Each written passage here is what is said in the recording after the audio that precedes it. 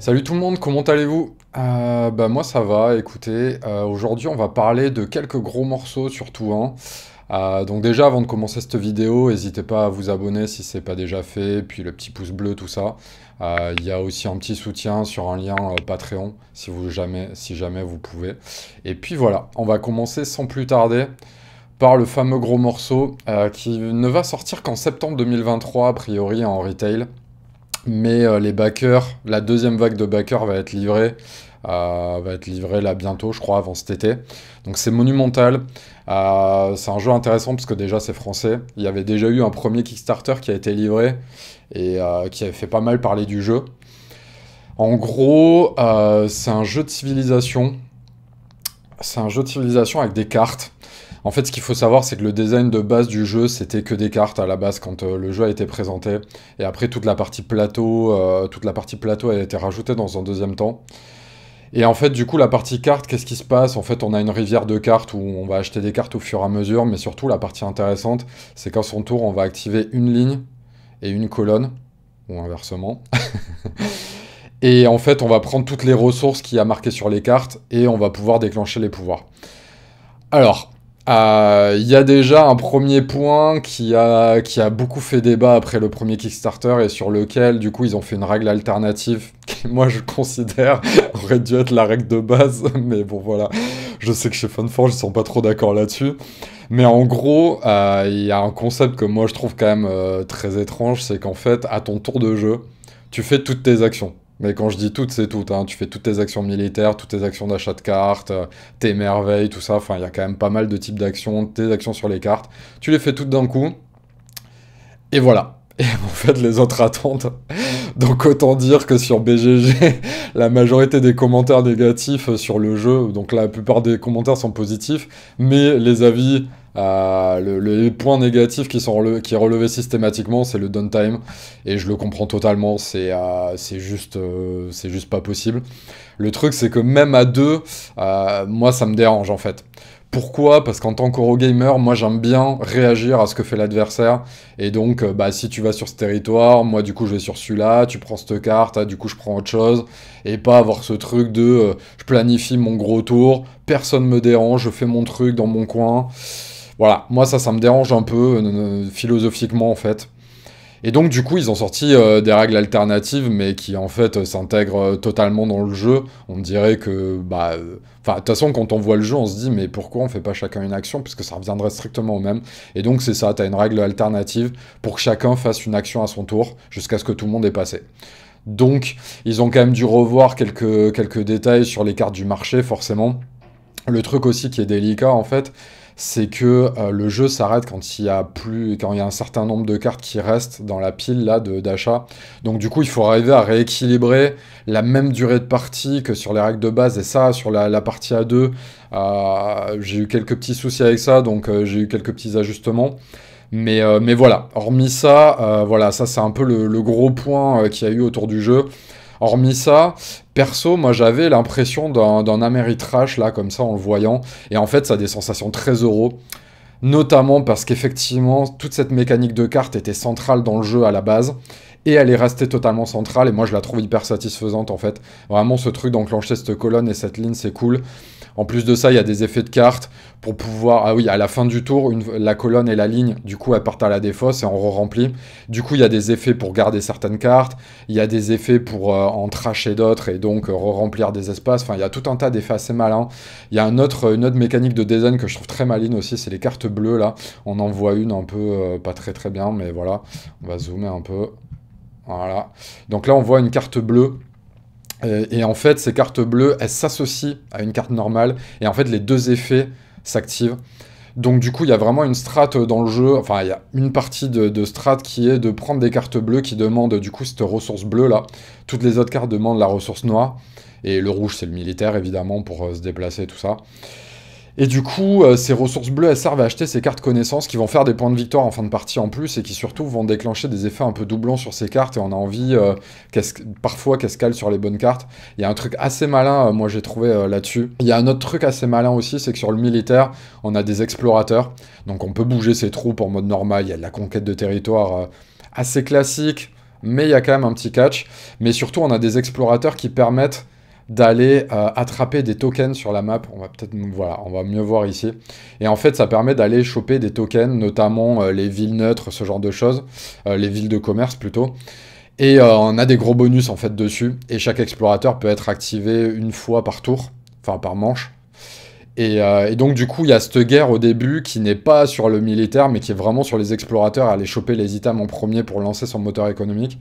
Donc ça, je trouve ça très intéressant, comment le militaire est imbriqué dans la mécanique très euro du jeu. Et ensuite, l'autre catch aussi, bah du coup, c'est ce que je disais sur le militaire, et ça, c'est à la fois un avantage et un défaut, mais c'est étonnamment peu agressif, c'est-à-dire qu'en fait, le but au début, pareil, avec le militaire, c'est là aussi où on voit le côté très euro, c'est qu'on va plutôt aller choper des jetons barbares en fait, qui pareil donnent des avantages économiques, et donc du coup le militaire va servir à ça, et en plus notre leader qui est asymétrique va avoir un pouvoir particulier à chaque fois qu'il gagne une conquête, et donc du coup le but ça va être à chaque manche au début de faire une conquête autour de soi pour arriver à choper à la fois le bonus du barbare et le bonus de son héros.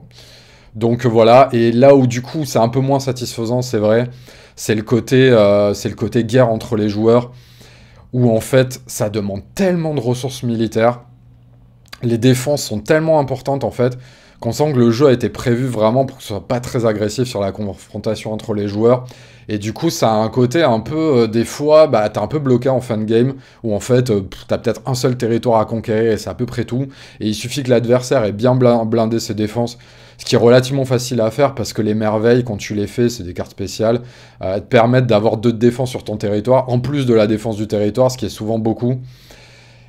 Et en plus d'avoir des effets de ouf, parce que les merveilles, t'as vraiment envie d'en avoir, c'est parmi les cartes les plus fortes du jeu. Et en plus, elles ont des effets, elles ont des points de victoire en fin de game, plus un effet de majorité. Bref, je vais y revenir. Et donc, du coup, bah, c'est vrai que tout ça cumulé fait que le militaire est un peu... si vraiment vous achetez le jeu pour le côté confrontation PVP, bah, c'est pas du tout ça, en fait. Vraiment, c'est plus le côté euro-gestion qui va mieux gérer son moteur au fur et à mesure de la partie. Son moteur de civilisation, du coup, j'ai envie de dire. Et du coup, grand classique, il y a H1, H2, H3. D'ailleurs, moi je conseille, en fait, il y a un gros gap de puissance entre les cartes d'H2 et d'H3, et un gros gap d'achat aussi, qui est un peu étonnant quand on joue les premières fois, et en fait on se rend compte que parmi les modules qu'il y a dans la boîte de base, et il y en a pas mal, il y en a déjà 2 autres, mais il y a un module Renaissance, qui est en fait des cartes, une pile de cartes entre l'H2 et l'H3, et ça permet d'avoir beaucoup plus une linéarité dans la puissance et l'achat des cartes que quand on passe direct de l'H2 à l'H3. Donc voilà, moi j'ai tendance à mettre les cartes Renaissance, même si ça rallonge fatalement un petit peu le jeu, et qu'en fin de game, comme je disais, on a parfois ce souci de le militaire me sert plus à grand chose parce qu'il n'y a plus de tokens avec l'explorateur à récupérer sur la map, et se mettre sur la gueule, c'est plus compliqué. Donc voilà. Et du coup, c'est vrai que l'autre point un peu sous-jacent à ça, l'autre point que je mettrais un peu négatif, c'est que du coup, le scoring endgame est un peu là comme un cheveu sur la soupe. C'est pas, alors moi, j'aime pas, je suis pas un joueur qui joue pour les points, je suis un joueur qui joue pour le moteur. Donc du coup, pendant la partie, ça me dérange pas, mais il y a quand même un truc où tu as du mal à te projeter un peu sur les points de victoire, parce qu'en fait, les points de victoire, c'est tout simplement le nombre de territoires que tu as, le nombre de monuments, le nombre de cartes bleues connaissances, là, dont j'ai parlé, et le nombre de politiques culturelles. Donc ça, on va y revenir. Et en fait, il y a un point pour tout ça, et une majorité sur chacun de ces 4 domaines. Et voilà. Et c'est tout, en fait. Donc c'est cool parce que c'est simple, mais en même temps, on a un peu cette impression qu'ils n'ont pas trop su intégrer le scoring au jeu, et que du coup, ça s'est mis un peu... voilà, le scoring, on met ça, et il n'y a que ça, il n'y a pas de points sur les cartes particuliers, donc des fois, pareil, on a acheté des cartes un peu de développement rouge, là, qui sont cool, mais elles font pas de points. Je sais pas, moi j'aurais peut-être mis des points sur les cartes, quand même, je trouve qu'il y a un truc un peu étrange là-dessus. Pareil, sur les territoires, peut-être mettre des valeurs de points différentes, peut-être des territoires avec plus de défense, je sais pas. Il y aurait peut-être eu des trucs à voir, mais dans ce cas-là, du coup, il faudrait que le militaire soit plus fort, mais voilà, le fait que tous les territoires se valent aussi, t'as ce côté, du coup... j'essaie juste d'avoir la majo et c'est à peu près tout en fait. Donc voilà, moi le scoring il me pose un petit peu problème. Mais bon, comme je disais, le voyage est quand même intéressant. Donc voilà. Un autre gros point dont j'ai pas parlé du coup en parlant des politiques culturelles, c'est la symétrie du jeu. Donc les leaders ont chacun un pouvoir. Mais en plus de ça, t'as un paquet de base qui est un peu différent. Mais bon, ça c'est un peu mineur. Mais par contre, t'as des politiques culturelles et ça c'est qui utilisent une des ressources du jeu, c'est ces plumes là. Et en fait, ça permet, il y a un truc assez malin qui te permet à la fois, quand tu mets une politique culturelle, d'avoir un effet instantané et d'avoir un effet permanent. Et plus t'en mets, plus elles vont coûter cher, mais plus tu vas réactiver l'effet instantané à chaque fois. Et donc là, pour le coup, il y a une vraie asymétrie sur ces politiques culturelles. Et il y a un vrai truc assez malin d'à quel moment j'utilise lesquelles. Elles sont toutes assez fortes globalement, mais il y a vraiment un timing en fonction de la partie et du stade de la partie, et même de ce que font les adversaires, de quelle politique je joue à quel moment. Et l'asymétrie est vraiment très présente à ce niveau-là, et c'est le point vraiment intéressant. Moi, en conclusion, moi, clairement, je garde pour le côté très euro, très satisfaisant sur la gestion des cartes et de la symétrie. Mais c'est vrai que par contre, il faut pas s'attendre à de la méritrash, et je trouve que cette partie-là, même si de toute façon de base, c'est pas ma partie préférée, elle est un petit peu faible. Je trouve que la conquête de territoire, hormis le côté personnage neutre à conquérir et la partie exploration avec les explorateurs que je trouve très intéressante sur le côté du coup qui utilisent des ressources militaires mais qui en fait servent juste à bâtir ton moteur en fait. Et donc vraiment toute cette partie moteur je la trouve vraiment très cool. Mais voilà, la partie scoring de fin me plaît un peu moins. Je trouve par contre qu'il y a un truc aussi sur les conflits qui est très intéressant, c'est qu'à deux, le jeu tourne très bien. Voilà, il y a assez peu de jeux de ce style qui tournent très bien à deux. Bah là, comme la partie moteur est beaucoup plus centrale que la partie PVP, bah du coup le jeu tourne très bien à deux. En plus, il y a un truc assez bien fait, c'est que il y a des maps, il y a des configs de maps spécifiques dans un livre à part pour chaque nombre de joueurs. Donc il y a vraiment ce truc de des maps vraiment spécifiques pour deux joueurs. Donc on sent que le jeu a vraiment été pensé dès le début pour être joué à deux. Moi, c'est la config dans laquelle je joue le plus. Et puis voilà, donc là ce que vous voyez c'est la version un peu Kickstarter avec les figurines, mais la version qui va sortir en retail c'est avec des tokens comme ça. Moi j'aurais préféré peut-être des meeples, un peu comme ce qu'ils ont fait sur The Great Wall, sur la version retail de The Great Wall. Mais bon, pourquoi pas, à voir, je l'ai vu tourner un peu à Cannes, ça avait pas l'air de trop déranger les gens, je sais pas, ça à vous de voir. Moi, clairement, je préfère ma petite version figurine, mais c'est vrai qu'une version Meeple aurait été pas mal, mais voilà. Il y aura qu'une version token, c'est comme ça. Je sais pas quel sera le prix, mais voilà. Pour moi, ça reste quand même vraiment une très grosse sortie française. C'est très atypique dans le marché français d'avoir ce type de jeu. Je sais qu'il a été quand même assez longtemps en développement. J'étais agréablement surpris, en fait. Je m'attendais vraiment à une grosse usine à gaz de Kickstarter habituelle avec des modules dans tous les sens, pas équilibrés, un cœur de jeu avec des bonnes idées, mais avec plein de trucs qui tournent pas. Et là, non, c'est pas du tout le cas, vraiment. On sent que la partie moteur de carte a été hyper travaillée et que la map soutient ça, au détriment un peu du PVP. Donc là, c'est à vous un peu de voir quel profil de joueur vous êtes, en fait, tout simplement. J'ai pas parlé juste des deux petits modules qu'il y a avec. Donc la boîte de base est assez conséquente quand même, hein, du coup vous en rendez bien compte. Il y a un module héros, un module monstre. Le module monstre, je le trouve pas forcément ouf. En fait, ça dépend des monstres qui sortent, mais ils vont faire des effets sur la map. Nous, à chaque fois, les monstres qui sortaient, ils sortaient à des timings un peu bizarres, ils provoquaient des trucs qui étaient pas incroyables. Donc voilà, j'étais un peu pas incroyablement persuadé de ce module-là. On sent vraiment un peu quand même le module Kickstarter qu'il faut rajouter pour faire des nouveaux paliers. Par contre, le module héros, je le trouve plus sympa. Déjà, les héros, en fait, c'est des personnages historiques, un peu rethématisés avec la DA du jeu, que je trouve assez cool. Et pour le coup, ils s'intègrent au marché de cartes de manière assez classique, et c'est des cartes que tu vas pouvoir acheter avec de l'or, qui est la ressource Joker, et qui vont avoir des effets qui sont en plus, donc du coup, ça rajoute pas vraiment des règles, mais ça rajoute un fluff et des effets assez intéressants au jeu. Après, voilà, ça peut créer un peu des explosions de moteur, mais ça aide justement à ce passage de l'âge 2 à l'âge 3 dont je parlais, qui parfois est un peu délicat, tellement les cartes de l'âge 3, tout d'un coup, elles demandent beaucoup d'argent, et comme on arrive en fin de game, bah, on n'a pas vraiment le temps de les utiliser. Donc voilà, c'est pour ça que du coup je conseille aussi le module Renaissance. Très belle surprise ce monumental, je pense que j'en ai bien assez parlé. On passe sans transition à les voyageurs des mers du Tigre, des tigres du Sud, je sais plus, des Wayfarers, The South Tigris en anglais. Je me plante à chaque fois sur le nom français, c'est une catastrophe, je le rajouterai en incrustation. Donc voilà, en gros c'est le nouveau jeu des créateurs de Architecte, Paladin, et c'était quoi le troisième? C'était Vicomte, et ils avaient fait avant toute une série sur les Vikings, avec les pillards des mers du Sud, tout ça. Est-ce que c'est les mers du Sud? Je ne sais pas, je mélange tous leurs noms. Mais voilà, là, ils sont un peu partis sur une nouvelle thématique, avec, je suppose, une nouvelle trilogie ou une nouvelle série de jeux. Et en fait, je les aime bien. Je les aime bien, ces créateurs, vraiment, mais je sais pas pourquoi, à chaque fois, je trouve qu'il y a plein d'idées intéressantes et tout, mais il y a aucun jeu que je garde réellement au final, ou que je joue vraiment régulièrement. Je pense que des 3 derniers, Paladin, je les mets vraiment bien à 2, mais je trouve que les mécaniques hyper cool, mais j'en avais vite fait le tour. Vicomte, je le trouve cool, mais plutôt à 3-4, et Architect, je trouve qu'il a une mécanique de base hyper cool, mais je sais pas pourquoi, j'en ai pas fait plus de parties que ça, je sais pas, voilà. Et celui-là, du coup, je l'attendais pas mal. Déjà, la thématique, moi, je la trouve vraiment cool avec ces voyageurs qui découvrent un peu les constellations, des nouveaux... Voilà, on a un tableau de cartes qui se constitue au fur et à mesure, qui est vraiment très cool. Je savais même pas quel type de jeu c'était. J'avais vu un peu partout que c'était plus expert que ce qu'ils font d'habitude, donc plus dans la veine de Paladin, voire plus expert. Et en fait... C'est un jeu très atypique de collection, en fait, de symboles. En fait, tu vas choper des cartes qui vont te faire des symboles et qui vont te permettre d'avancer sur cette piste, grossièrement. Et quand quelqu'un arrive au bout, ça finit la game. Le truc, c'est que ça, c'est un peu le truc qui va te guider pendant toute la partie. Mais c'est pas forcément ce qui te fait gagner, en fait. Et c'est là où déjà le jeu est assez étonnant.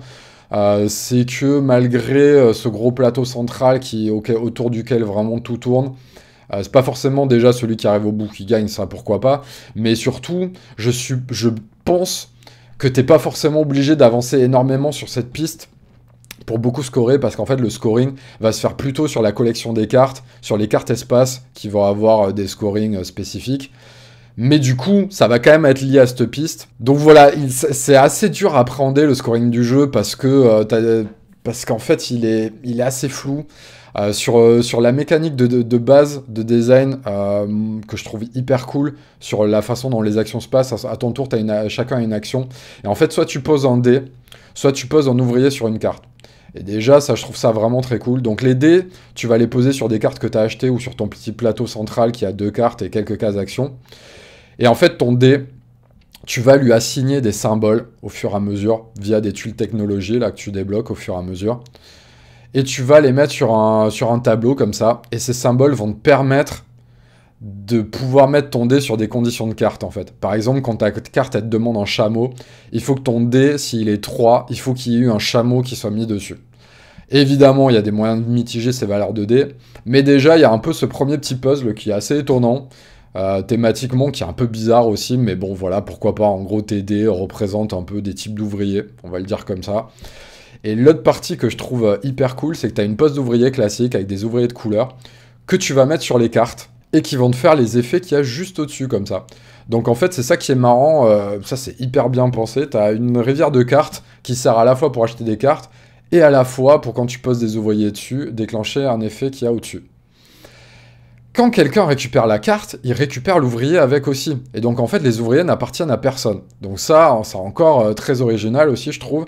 Et ils ont rajouté une autre petite mécanique qui est ces tokens-là, des tokens d'influence en fait, qui est que si quelqu'un interagit avec cette carte, il doit lui donner quelque chose. Donc interagir, c'est poser un ouvrier, récupérer la carte, récupérer l'ouvrier aussi, parce qu'il y a des effets pour récupérer les ouvriers.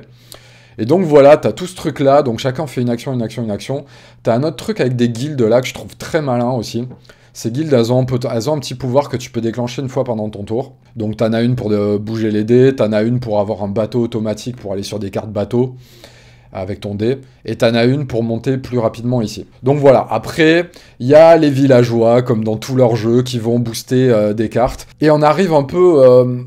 peut-être un peu la problématique du jeu. En tout cas, il y a un truc assez étrange dans le jeu, qui est que le jeu est très contraignant sur plein de choses, en fait. Pour avancer cette piste, il faut plein de symboles. Et il y a peu de moyens assez contrôlables d'avoir des symboles, parce que tu as ces rivières de cartes, tu as une action qui te permet d'en prendre 3 et d'en choper une, mais qui est beaucoup moins rentable que l'action normale. Et du coup, il y a ce truc un peu qu'il faut des symboles à la fois pour des cartes de scoring espace que tu vas avoir, qui demandent, par exemple, qui va dire 1 point par planète que tu as, mais en plus, il te faut des symboles pour monter là, mais en plus, quand tu prends des villageois, les villageois ne se mettent que sur des cartes qui ont certains symboles et ne boostent les effets que de certaines cartes. Donc des fois, tu te retrouves avec une rivière de villageois que pas grand monde peut prendre, parce que soit la carte t'intéresse pas, soit les cartes qui t'intéressent, tu peux pas les mettre sur les cartes que t'as, parce que t'as pas le bon symbole. Tu peux mettre qu'un seul villageois par carte. Donc en fait, voilà, il y a une espèce de couche de contraintes qui se rajoute un peu, qu'ils ont essayé un peu de compenser, ben, justement, avec ces mitigations de valeur 2D et tout ça. Mais je sais pas, il y a un truc en fait. Et puis, pareil, comme la partie est déclenchée par les joueurs, si tu te retrouves avec des joueurs qui veulent déclencher des moteurs et scorer le plus possible et tout, ce qui est le cas de la plupart des gens en général, bah, du coup, tu te retrouves avec des parties qui traînent, qui traînent, qui traînent. Donc, en fait, voilà, c'est deux choses dans un truc assez étonnant, assez étrange au jeu, en fait. Et c'est ça qui est bizarre, tu commences le jeu, je trouve qu'il y a plein de trucs hyper satisfaisants. L'argent et les provisions, donc les ressources pour utiliser tes cartes, sont assez tendus. Donc, je trouve ça assez cool. Vraiment, il y a une tension intéressante. Tu construis ton petit tableau au début, t'as vraiment ce truc assez excitant, tu montes tes premières étapes ici, ça débloque des bonus, donc voilà, très cool, il y a toutes les bases de la piste technologique classique, qui te fait pas juste gagner des points, qui te fait gagner des bonus, qui t'aide à ton moteur et tout, donc ça c'est très très cool, qui vont te débloquer aussi des cartes qui vont te permettre de scorer encore plus, t'as du scoring un peu partout, t'as du scoring sur la collection des symboles aussi, comme si c'était pas assez, donc voilà, t'as beaucoup d'infos sur le scoring. Mais t'as beaucoup de contraintes aussi parce qu'il te faut ces putains de symboles. Et donc j'ai vu beaucoup de gens se plaindre sur le fait que t'es bloqué parce que tu peux pas monter sur la piste, parce que t'as pas les symboles. Et effectivement, ça a ce côté assez frustrant parce que comme la satisfaction du jeu vient pas mal autour de cette piste, quand tu te sens bloqué par la piste, t'as l'impression de te sentir bloqué par le jeu. Alors qu'en fait, tu l'es pas réellement parce que le scoring va se faire ailleurs. Mais le truc, c'est que du coup, t'as pas de contrôle sur la fin du jeu. Parce que du coup, si t'arrives pas à monter sur cette piste, tu déclencheras jamais la fin du jeu. Et du coup, tu vas faire des trucs dans ton coin. Et au bout d'un moment, en fait, le jeu rentre dans une boucle où t'as l'impression de tourner un peu en rond. Soit t'attends des symboles, soit tu fais du scoring un peu dans ton coin. Mais c'est pas hyper satisfaisant de faire du scoring un peu dans son coin. C'est quand même plus fun de monter sur cette piste, de récupérer des cartes qui ont l'air cool et tout. Et pareil, les cartes, elles ont des effets cool en début de partie et tout, mais au bout d'un moment, tu les récupères juste pour les symboles, parce que t'as besoin de ces putains de symboles, en fait, parce que t'as envie d'avoir du contrôle sur le jeu. Et du coup, c'est ça, en fait, il y a un peu une frustration autour de ces symboles. Moi, je trouve pas que le jeu soit cassé à cause de ça, mais en tout cas, il crée une frustration, en fait, qui est pas très agréable, et il crée une longueur de jeu qui est pas forcément agréable. Le jeu est très mal adapté selon le nombre de joueurs. C'est le même jeu à 2, 3, 4, et du coup, moins tu joues avec des joueurs, moins la rivière de cartes se remplit de nouvelles cartes, et donc plus tu galères à trouver tes symboles. Donc à 2... c'est vraiment un enfer, le renouvellement des symboles. Il n'y a aucune mécanique pour renouveler la rivière, comme il n'y a pas de manche, en fait, que le jeu fait une action, une action, une action, et au bout d'un moment, tu te reposes, tu récupères tous tes dés. Mais en fait, il n'y a jamais... Il y aurait peut-être dû avoir une mécanique de refresh de cartes, ou quelque chose, ou des tuiles techno contrôlable sur lequel tu peux vraiment acheter une nouvelle guilde qui te permet d'acheter quelques symboles de manière très raisonnée et peut-être à certains stades de la partie, peut-être à certains stades. Voilà, je pense que ça aurait mérité qu'il y ait 2-3 petites décisions de design pour rajouter un peu de contrôle aux joueurs, pour pas avoir cette sensation de ne pas avoir de contrôle sur le jeu. Voilà, mais sinon, bah, moi j'aime beaucoup la thématique, c'est un jeu que j'ai vraiment envie d'aimer. À chaque fois mes débuts de partie, je trouve ça très cool. Mais au bout d'un moment, voilà, le jeu se heurte un petit peu à un mur. Et donc voilà, pour revenir au config de joueurs, bah voilà, à 2, il y a ce truc, la rivière se renouvelle pas assez. Et à 3 et 4, c'est mieux. La mécanique d'influence marche mieux aussi. Mais putain, l'analysis paralysis, les tours peuvent être tellement longs. Parce qu'en fait, il y a tellement de mécaniques de scoring et de symboles anticipés que du coup, les tours peuvent être archi longs, quoi. Donc voilà. C'est à la fois un jeu que j'aime beaucoup, que j'aimerais beaucoup aimer plus, mais qui a un côté tellement frustrant dans la manière dont tu contrôles pas le jeu par moment et la fin de partie, que voilà, j'arrive pas à savoir quoi en penser réellement. Je suis à la fois enthousiaste par moment et à la fois en fin de partie, je suis là, ça me saoule. Et je pense qu'il aurait manqué pas grand-chose, on en discutait à la fin d'une des dernières parties, de se dire peut-être qu'il aurait dû avoir une guilde qui se débloque à un certain stade de la piste là, pour pas que non plus que ce soit trop fort trop vite, mais qui te permet au moins d'avoir un symbole dont tu as besoin à un moment. Donc il y a déjà ce cas-là, parce qu'il y a les tuiles violettes qui le font, mais en fait, c'est pas assez parce qu'elles se déclenchent que 2 fois dans la partie, et déjà, dès le milieu du plateau, tu peux déjà te retrouver avec des problèmes de symboles, en fait. Donc peut-être que là, à ce moment-là, un truc qui coûte quelque chose, hein, voilà, qui soit pas trop craqué, mais qui te permette au moins d'avoir un symbole dont tu as besoin à un moment, quoi. Voilà. Je garde pour l'instant, mais je sais pas. Je pense qu'il va finir par être revendu au bout d'un moment, comme tous les jeux de ces créateurs, qui me créent une frustration à un moment. Et celui-là, je trouve qu'ils sont pas passés loin du truc, et je trouve qu'il y a plein de trucs hyper originaux, hyper intéressants. Mais voilà, le jeu traîne un peu trop en longueur et en frustration, en fait, quoi. Et petit bonus spécial, parce qu'on n'en a pas parlé. Mais les nouvelles maps d'Ark Nova, personne n'en parle. La fameuse grosse extension d'Ark Nova, personne n'en parle. Et ben voilà, on va en parler ici. On va parler des 2 plateaux que j'ai pas mal joué forcément. Alors, le premier, je pensais que ça allait être le plateau craqué. Et je pense qu'il peut être craqué dans certaines situations. En fait, à chaque fois qu'on va sur ce symbole, on prend une carte de sa main ou de la rivière et on la met en haut. Et on a tous les symboles de la carte. Évidemment, on l'active pas, mais on a tous les symboles de la carte. Ce qui permet quand même potentiellement de faire des early games assez forts pour aller rusher des objectifs, pour aller poser des gros animaux qui demandent plein de symboles. Et puis pour deny des cartes aussi, pour deny des cartes à l'adversaire. Et en fait, bah déjà, ils sont quand même bien aux opposés, les 3 symboles. Donc en général, le premier, tu vas l'avoir, mais les 2 autres, ça va être beaucoup plus long. Mais en plus de ça, bah en fait, c'est hyper circonstanciel, parce qu'à chaque fois, je me retrouve en fait avec une rivière pas très intéressante. Et en fait, ça a un effet, des fois, ça me permet d'avoir un petit symbole, qui me permet d'avoir un objectif un peu plus rapidement. Mais voilà. Ça n'a jamais été aussi significatif que ce que je pensais. Je pense que sur une sortie avec une rivière de ouf T1, ça peut être complètement fou, mais ça m'est jamais arrivé en fait. Plateau bon, mais hyper circonstanciel. Et finalement, les bonus qu'il y a sur la map sont pas très fous. Par contre, il a l'avantage d'avoir que 2 symboles construction 2 ici qui bloquent. Et en fait, très souvent, je me retrouve à pas tourner la carte construction niveau 2 et à jouer sur des enclos plutôt de grosse taille ou à débloquer le revenu sur les enclos de niveau 2. Donc voilà, il se joue un peu différemment, mais pas aussi fort que ce que je pensais. Heureusement, j'ai envie de dire, j'avais peur qu'il soit un peu craqué. Mais voilà, c'est pas un plateau que je surkiffe jouer finalement. Je suis un poil déçu par ce plateau. Il a même pas d'effet un peu rigolo là sur le côté. C'est juste l'effet spécial, c'est les 2 de réputation. Bon, voilà. Pas hyper convaincu par celui-là. Celui-là, il est déjà plus original.